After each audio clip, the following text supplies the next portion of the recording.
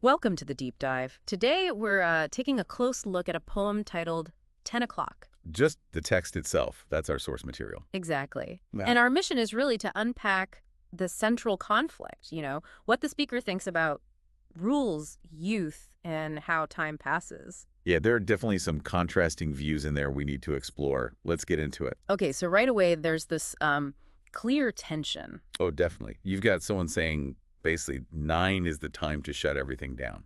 It's very firm. But the speaker feels completely different. They're looking past 9. Right, talking about how freedom breathes after 10, slips through, and then 11 o'clock. Yeah, 11 come without pulling the rein, like it's natural, allowed. It sets up this fundamental clash, doesn't it?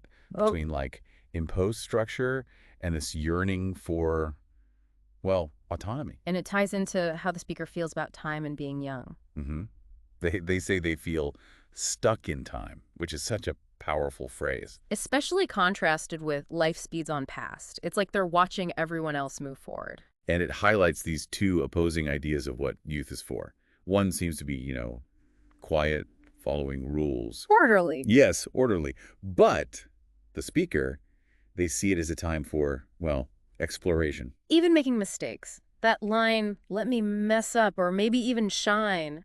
It's not about being perfect. No, it's about trying, which connects directly to that big question about rules. Ah, yeah. Do rules make us strong or just afraid?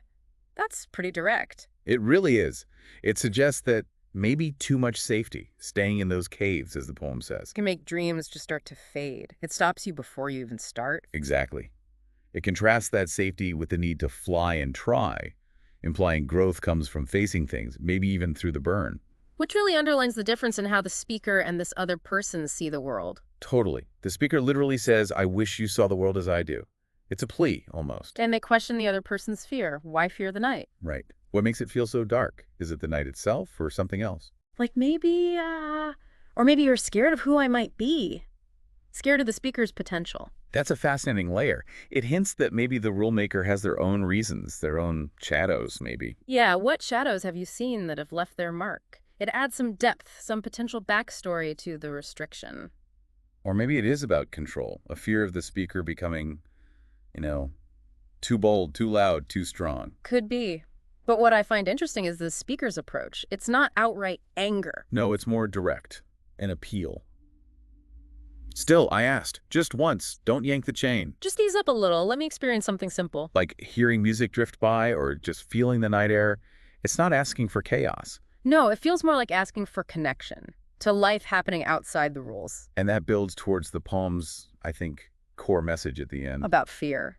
Yeah, but not the fear of the night or of messing up. It's the fear of not trying. Fear not failure, but a life left untried. That really hits home, doesn't it? It absolutely does. It connects to that universal feeling of wanting to, well, know things, to experience them, rather than look back with regret. So wrapping up, 10 o'clock really just lays bare this tension.